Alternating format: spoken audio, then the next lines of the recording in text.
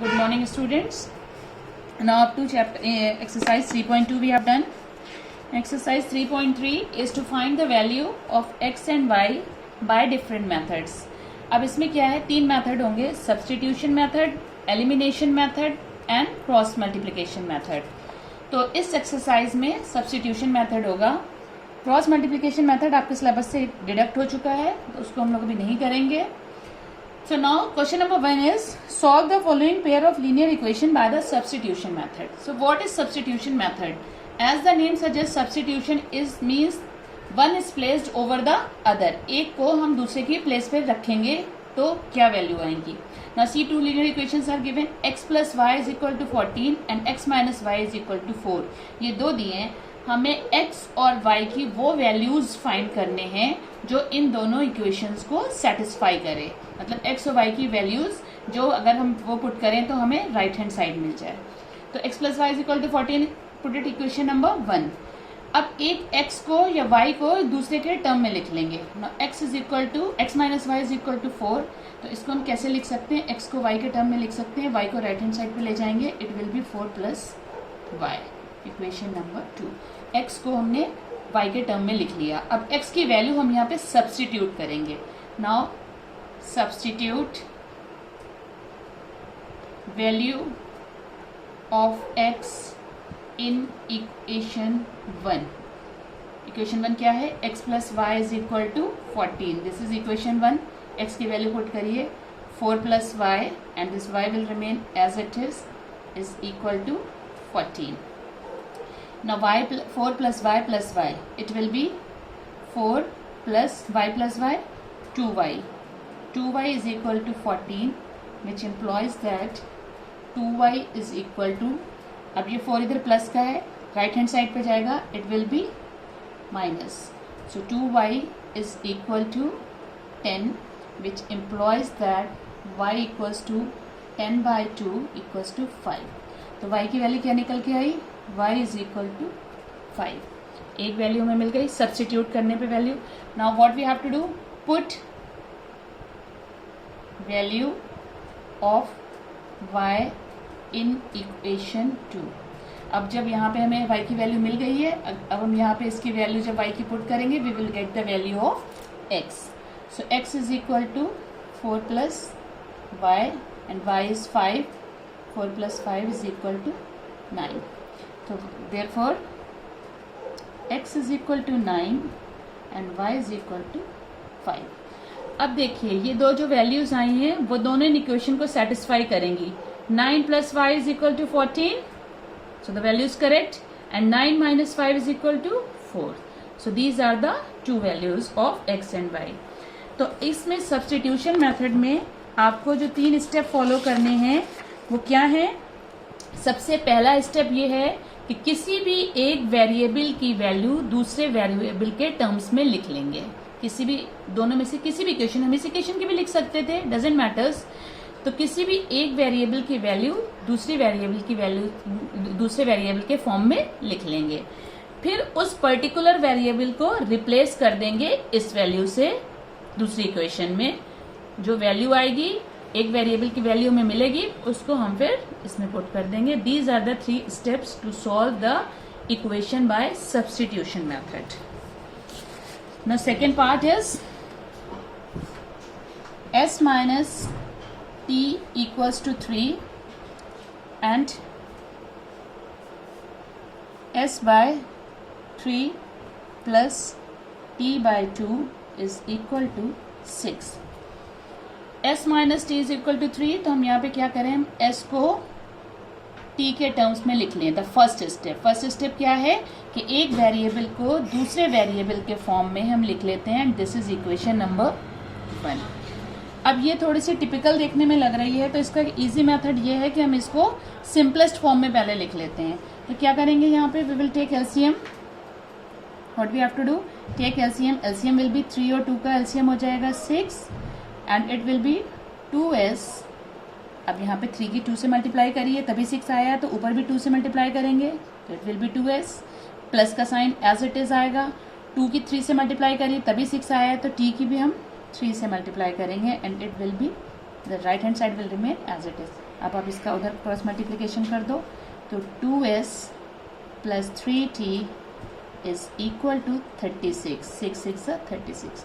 This is equation number 2. Now the next step, दो equation मिल गई है, एक दूसरे के वेरिएबल के फॉर्म में है. Put value of s in equation 2. Equation 2 में वैल्यू रख देंगे s की. तो s की क्या वैल्यू है? 2 एज इट इज रहेगा. s की जगह पे t प्लस 3 लिखेंगे, पूरा ब्रैकेट लगाएंगे, ये नहीं कि खाली t पे लिख दें पूरा, क्योंकि s पूरा जो है t प्लस 3 है और ये 2 s से मल्टीप्लाई में है तो ये पूरा ब्रैकेट में लिखेंगे. Plus 3t is equal to 36. Open the bracket, 2 की मल्टीप्लाई करिए, 2t plus 3 2 is 6 plus 3t is equal to 36. अब कांस्टेंट एक तरफ रख लेंगे और वेरिएबल एक तरफ लिखेंगे. कांस्टेंट क्या है? 6 और 36. वेरिएबल्स क्या हैं? 3t और 2t. So 2t plus 3t will be 5t और ये 6 राइट हैंड साइड पे गया, 36 minus 6. So it will be 5t is equal to 30 which employs that t is equal to 6. तो t की क्या वैल्यू आ गई? t is equal to 6. तो ये हो गया, दो स्टेप हो गए, एक को दूसरे वेरिएबल के फॉर्म में लिखा और एक वेरिएबल की वैल्यू निकाली. तो third step is put value of t in equation 1. अब जो भी t की वैल्यू आई है उसको हम इक्वेशन 1 में पुट कर देंगे. So s is equal to t plus 3. So s is equal to 6 plus 3 and s is equal to 9. So therefore s is equal to 9 and t is equal to 6 are the solution of this particular equation. देखिए s की value 9 रखेंगे, 9 minus 6 is equal to 3 और इस condition को भी ऐसे satisfy करेगा. यहाँ पे आप 9 रखिए, डिवाइड करिए 3, यहाँ पे 6 रखिए, plus 3 is equal to 6. So these are the two equations we have solved. Now question number 3. 3x minus y is equal to 3 and 9x minus 3y is equal to 9. These are the two linear pair of equations. This is a linear pair of equations given to you. You have to find the value of x and y. Now observe one thing. This equation number 1 and equation number 2. You will get one thing common. आपको एक चीज़ common ये दिख रही होगी कि जो equation 1 है, अगर हम इक्वेशन 1 को मल्टीप्लाई कर दें 3 से तो इक्वेशन 2 बन जाएगी. See if we multiply this equation by 3 it will be 9x minus 3y is equal to 9. So if the two equations, if the second equation is multiple of first equation, अगर second equation first equation का multiple है या second equation और first equation same है, then they have infinitely many solutions. Infinitely many solutions. Okay. इस type की जब भी आपको इक्वेशन दी होगी तो you can right directly that they have infinitely many solution. क्योंकि जब आपने मैनी सोल्यूशंस का पढ़ा था तो आपने लिखा था a1 upon a2 is equal to b1 upon b2 is equal to c1 upon c2.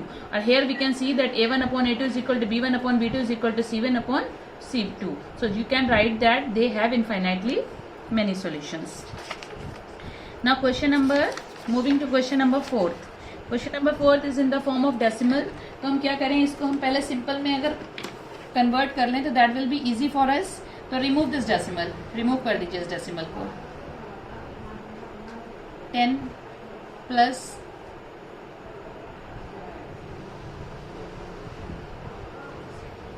अब अगर आप यहाँ LCM 10 लेते हैं तो what it will become 2x plus 3y upon 10 is equal to 13 by 10.